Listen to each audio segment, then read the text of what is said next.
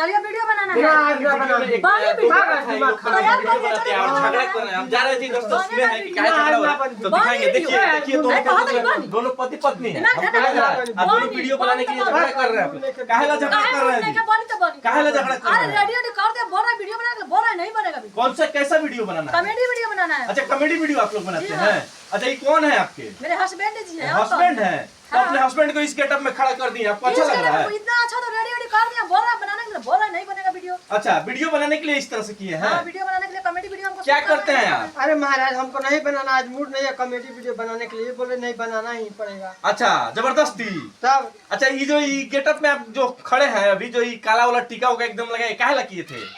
अरे यही करती थी, बोली थी वीडियो बनाना है, मेरा मूड नहीं है आज वीडियो बनाने के लिए। अच्छा। मूड है, का नहीं मूड है, मूड नहीं है, मूड नहीं है। आज जबरदस्ती वीडियो बनवाएंगे? बनवाएंगे नहीं, का नहीं बनवाएंगे? कर रही जबरदस्ती वीडियो बनवाएंगे? हम नहीं बनाएंगे हम महाराज, बनाएंगे, खींच कर ले जाकर वीडियो बनवाएंगे, जबरदस्ती बनवाएंगे। कर रही जबरदस्ती खींच कर ले जाकर बनवाएंगे? कैसा खींच के बनवा लेगी, हम नहीं बनाएंगे। काहे नहीं अच्छा। बनाएंगे, पैर दोनों बांध कर खड़ा करके बनाएंगे। अच्छा ये देखिए जबरदस्ती बतिया रही है आपसे, आपकी पत्नी होकर आपसे जबरदस्ती बतिया रही है। ऐसे ही जबरदस्ती बतियाती ही है। अच्छा आप डरते हैं काइन से? डरते नहीं अरे है। बोलती है वीडियो बनाने के लिए, बोलती है वीडियो बनाइए नहीं तो हम चले जाएंगे छोड़ के। अच्छा ये भी धमकी देती है आपको कि छोड़कर चले जाएंगे? हाँ वीडियो नहीं बनेंगे तो कहीं छोड़ देगी? अभी बोलती है अच्छा, हमको वीडियो बनाने का मूड नहीं था, जबरदस्ती हमको लाई है, तो रेडियो करके बोले नहीं कैसे वीडियो मूड नहीं बनाना है, है। मूड कैसे नहीं है, काहे नहीं मूड है वीडियो बनाने का, बनेगा वीडियो।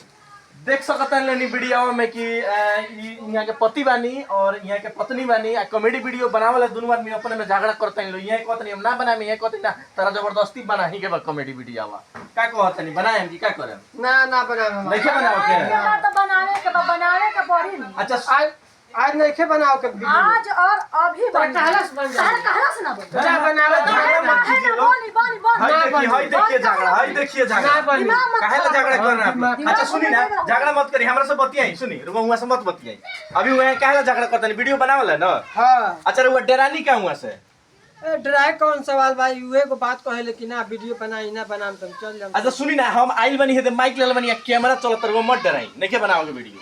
का करी कैमरा हैं? का कौन कोनो डर नहीं कोनो करूंगा डर नहीं हैं? काम यहाँ के डरवा के रखे निकल हुआ डरवा के कथि रखने, बनाओ के पड़ी वीडियो, तो बनाओ के पड़ी, बनाई के पड़ी। बनाई के पड़ी। ए ना बनी महाराज वीडियो, काहे ना आज मूड नहीं खेता ही बन जाए। मूड नहीं खाता, मूड हो जाएगा अब दे। अच्छा कहला से हो जाए। अच्छा अच्छा हाय देखी, ना बनी वीडियो, पानी ना अच्छा। बनी तनी रोक के दिखा ना कैसे तो बना लो। हाय देखी वीडियो बनावला, देखिए क्या होता है कॉमेडी वीडियो बनावला है। हां बनी तो बनी। हाय देखी वीडियो में, ना बनी। हाय देखी। अच्छा औकात में रह बनी वीडियो। अच्छा तो बना लो। डराइला कर दे कि हम खड़ा बानी है दे जा, आज वीडियो ना बनी। वीडियो वाला को बोलला से कुछ ना। हाय देखी। हम बनाइले थोड़ा बानी। हां लोग सब डर नहीं, हम डरी ना काहे। हाय देखी, साफा डर नहीं खेला दिया के शुरू से ही करे निकाल हुआ के। अरे वीडियो बनावला हरदम झगड़ा होला महाराज। अच्छा तो ये वीडियो बनावला के कौन जरूरत बा? का करी, बहुत धोखाबाजी हमरा संग हो गइल। इनकर बाप दोसर लड़का के देखा के फोटो इनका से बियाह करा देला। ऐसन आदमी इहे लायक बनत, इनका सब इहे करबे कर। अच्छा बियाह करे वाला धोखा हो गइल बा साथे? धोखा हो गइल। अच्छा तो लड़का बदल देलक लोग का? लड़का बदल देलक, लोग फोटो देखा लोग कौन लेके बारात में चलल लोग कौन। आज यो भइल का? ए बहुत झूठ बोलती है। झूठ कहां से बोलत है? अच्छा। झूठ बोलत है। अच्छा तो उ लोग जो फोटो दिखैला रहा हां वो अगर एकर वो तो फोटो ना रहा, दूसर का फोटो रहा है। हाँ। कोई के रहे हाँ। त काहे ना ओकरा के लिए आइला जाके। तो तू काहे ना ओकरा जाके ले आई? हम तो जानबे ना कनी घूंघट मरनी घूंघट। अच्छा तो 10 साल घूंघटे में बाड़े। अच्छा सुनी ना, झगड़ा मत करी, तनी एक सेकंड चुपा है, तनी एक सेकंड चुपा रही। अच्छा ये बताइए बात सही है कि लड़का बदला गई? हां सही अरे बात। झूठ बोलती है महाराज। इनकर पूरा खानदान के आदत हो। अच्छा 5 दिन थोड़ा भाई 10 साल भाई साल 10 साल से रोज रोज झगड़ा होला घर में। अच्छा अब तो शादी हो गई, तब क्या बा? शादी के 10 साल हो गई शादी के भइल, आज ले संगे बानी है, फिर हमरा कहते हैं कि जंग करे के 10 साल हो गइल त का भेल? 10 साल से एको दिन सही से गुजरला ना? ना रोज झगड़ा होला? रोज झगड़ा होला। सही बात बा का? ए वीडियो बनावला रोज झगड़ा होला महाराज। हमरा मन ना करला वीडियो। अच्छा हमारे एगो सवाल और वीडियो काहे बनवाओ तनी, कारण का बा एको? हमार शौक बा। शौक बा? हमरा माने शौक का बा। चीज के शौक बा? हमरा शौक बा हम सोशल मीडिया पर काम करी, हम स्टार बने। स्टार बने? हां हम स्टार बने।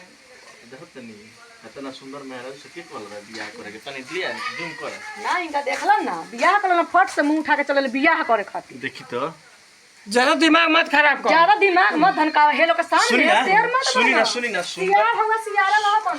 अच्छा सुनी ना ए भैया, सुंदर मेहराज से झगड़ा ना के लेकिन छोड़ के भाग गेली तो केनो? तो छोड़ के भाग जइहे तो का हो जाई, मर थोड़े जाए महाराज, हैं मर थोड़े ए जाए, भाई इतना सुंदर मेहरारू फिर दोबारा मिली और ना मिली तो का हो जाई, हैं ना मिली तो का हो जाई, टेंशन तो खत्म हो यही में जाए। रहे तब यही रहे महाराज, रात दिन के झगड़ा तो पता नहीं कहां खत्म हो से जाए। बोल लिया कर मुंह पर ठोक देले निकर बाप देखी तरह हमार कभी बाप ठोक देलन, ना फोटो देखा के हमरा बात के संग दगाबाजी कर देले जहिया से बियाह भइल तहिया से देखी लोग केंग हमार शरीर हो गोल गोल खाली रोज झगड़े के मारे करा। टेंशन में तब ऐसे नु कोनी है कि पहले ही उतना सुंदर मेहरारू से बियाह ना करे के चाहिए।